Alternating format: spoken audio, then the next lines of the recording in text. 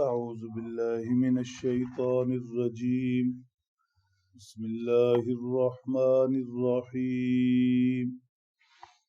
وإذ يرفع إبراهيم القواعد من البيت وإسماعيل ربنا تقبل منا إنك أنت السميع العليم. صدق اللہ. حضرت ابراہیم علیہ السلام کا تذکرہ ہو رہا ہے. آپ نے جب بیت اللہ شریف کی بنیادیں اٹھائیں تو اللہ جل شانہ کے حضور چند دعائیں مانگی. ایک دعا اس آیت شریفہ میں ذکر ہے، کچھ دعائیں بعد میں آنے والی آیات میں ہیں اور کچھ دیگر مقامات پر.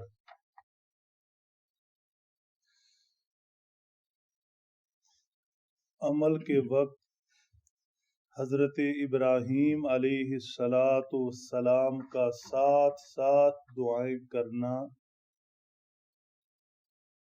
اس بات کی وضاحت کرتا ہے کہ عمل اور دعا کا بڑا جوڑ ہے.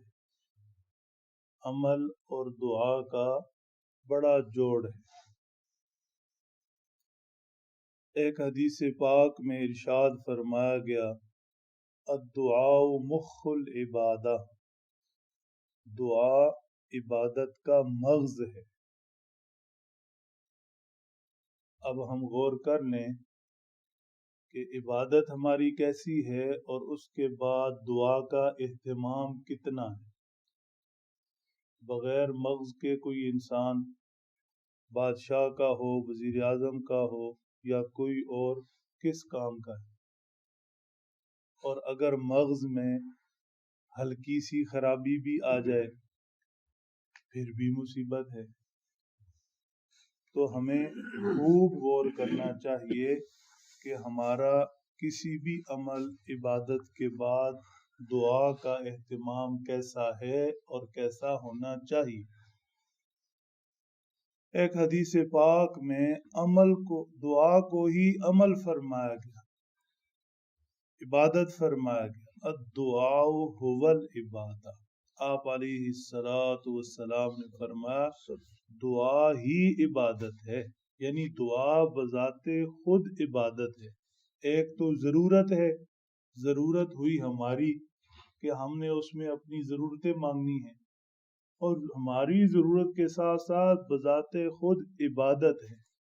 دعا مانگنے والا دعا مانگ رہا ہے، اپنی ضرورتیں بھی اللہ سے پوری کروا رہا ہے اور عبادت بھی کر رہا ہے. حضرت ابراہیم علیہ السلام نے دعائیں مانگی.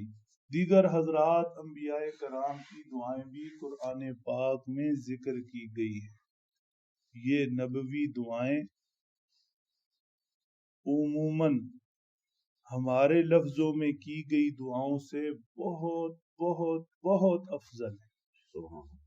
اہل علم اور اہل اللہ تو یہاں تک فرماتے ہیں کہ یہی دعائیں کی جائیں کیونکہ ان دعاؤں نے قبولیت کے رستے دیکھے ہوئے. پھر حضرات انبیاء کرام جس طرح دعا مانگتے ہوئے اللہ جل شانہ کا ادب ملحوظ رکھ سکتے ہیں، جو مبارک اور محتاط الفاظ استعمال کر سکتے ہیں، وہ ہماری سوچ میں بھی نہیں. لہذا جتنی بھی دعائیں قرآن پاک میں ذکر ہیں حضرات انبیاء کرام کی مانگی ہوئی انہیں یاد کرنا چاہیے، اہتمام سے ان دعاؤں کو مانگنا چاہیے. چہل ربنا ایسی بہت سی چھوٹی چھوٹی کتابیں ذکر ہیں جس میں یہ ساری نبوی دعائیں اکٹھی ذکر ہیں، یاد کرنے میں آسانی ہو سکتی ہے.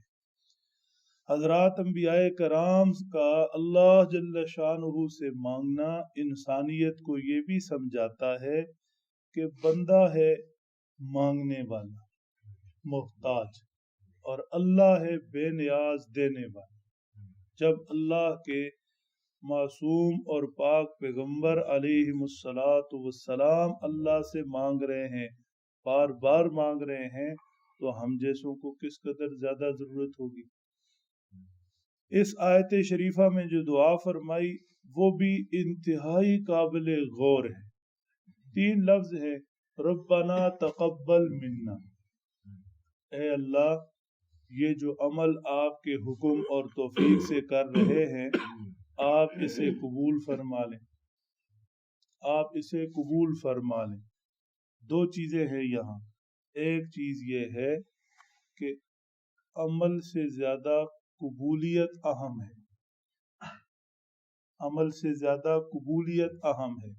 عمل پہاڑ جتنا ہو اور قبولیت نہ ہو کوئی فائدہ نہیں، عمل پہاڑ جتنا ہو اور قبولیت نہ ہو کوئی فائدہ نہیں۔ حدیث پاک میں ارشاد ہے، بہت سے نماز پڑھنے والے ایسے ہیں جب نماز پڑھ لیتے ہیں تو ان کی نماز واپس ان کے منہ پر پرانے کپڑے کی طرح مار دی جاتی۔ حدیث پاک میں ارشاد ہے، بہت سے روزے دار ایسے ہیں جب افطار کر لیتے ہیں تو انہیں سوائے بھوک پیاس کے کچھ بھی نہیں ملتا، مطلب دن بھر روزہ رکھنے کا کوئی اجر کوئی نفع آخرت کے اعتبار سے نہیں۔ تو عمل اہم ہے، عمل سے زیادہ عمل کی قبولیت اہم ہے۔ عمل کے لیے بھی فکر مند ہونا چاہیے کہ عمل ہو جائے، نماز پڑھی جائے، روزہ رکھا جائے، دوسرے اعمال کر لوں، اور اس سے زیادہ فکر مند ہونا ہے کہ یہ اعمال قبول بھی ہو جائیں، یہ اعمال قبول بھی ہو جائیں۔ اور اس قبولیت کے لیے ایک تو عمل کا صحیح ہونا ضروری ہے، اور دوسرا اللہ کا فضل ضروری، اور فضل مانگنا پڑتا ہے۔ اس لیے حضرت ابراہیم علیہ السلام عمل بھی کر رہے ہیں۔ اب کتنا مبارک عمل ہے کہ اللہ کے حکم پر اللہ کا گھر تعمیر کرے، کتنا مبارک عمل ہے، لیکن قبولیت کی فکر بھی ساتھ ساتھ ہے، قبولیت کی فکر بھی ساتھ ساتھ ہے، ساتھ ساتھ دعائیں بھی کر رہے ہیں، اے اللہ تو میری طرف سے اس خدمت کو قبول فرما لے۔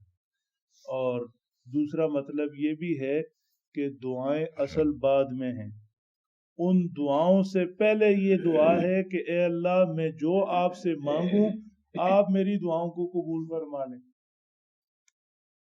آپ سمجھیں، اے اللہ میں جو آپ سے مانگوں آپ میری دعاؤں کو قبول فرما لیں، یعنی دعاؤں سے پہلے دعا عمل کی قبولیت کے لیے۔ بہرحال دعا فرمائی، اے اللہ میرے عمل کو قبول فرما لے، انک انت السمیع العلیم، بے شک آپ سننے والے جاننے والے۔ اللہ کی 2 صفات ذکر فرمائی، سمیع اور علیم۔ وجہ اس کی یہ ہے کہ بندے کے بھی 2 ہی کام ہیں، 2 ہی چیزیں ہیں جس پر بندہ چاہے تو معرفت کے رستوں پر، ولایت کے رستوں پر، اللہ کے قرب کے رستوں پر چل پڑے، اور چاہے تو ان کی وجہ سے نیچے چلا جائے، یا انسان کی زبان یا انسان کا کام، جسے قول و فعل کہتے ہیں، جسے قول و فعل کہتے ہیں۔ تو اللہ جل شانہ کی 2 صفات ہیں، سمیع اور علیم۔ مطلب جو قول ہم کرتے ہیں اے اللہ آپ اس کو سنتے ہیں، تو ہر قول سے پہلے دھیان رہے، اللہ کی یہ شان اور صفت ذہن نشین رہے کہ جو بات میں کر رہا ہوں میرے اللہ اسے سن رہے ہیں۔ اور دوسری چیز ہے فعل، تو اللہ جل شانہ کی ذات علیم ہے، جاننے والی ہے، مطلب جو بھی فعل میں کر رہا ہوں، جو عمل میں کر رہا ہوں، اچھا یا برا، اچھا ہونے کی صورت میں اس عمل کے اندر نیت کیا ہے، ہر چیز کو اللہ جانتے ہیں۔ اس لیے ہر کام سے پہلے اور ہر کام کے ساتھ دھیان رہے کہ اللہ میرے اس عمل کو دیکھ رہے ہیں، اللہ اس عمل کے دوران میرے دل کی کیفیات کو بھی دیکھ رہے ہیں، اخلاص کس قدر ہے اور کس نیت سے یہ کام کر رہا ہوں۔ تو اللہ جل شانہ کی دونوں صفات، دونوں شانیں ہمیشہ پیش نظر رہیں، انک انت السمیع العلیم، اے اللہ بے شک آپ ہی سننے اور جاننے والے ہیں۔ جب یہ صفات پیش نظر رہیں گی تو انسان ہر قول و فعل سے پہلے یہ چیزیں دھیان میں رکھے گا اور اللہ کی نافرمانی سے بچے گا۔ اللہ سمجھ دیں، عمل کی توفیق بخشے۔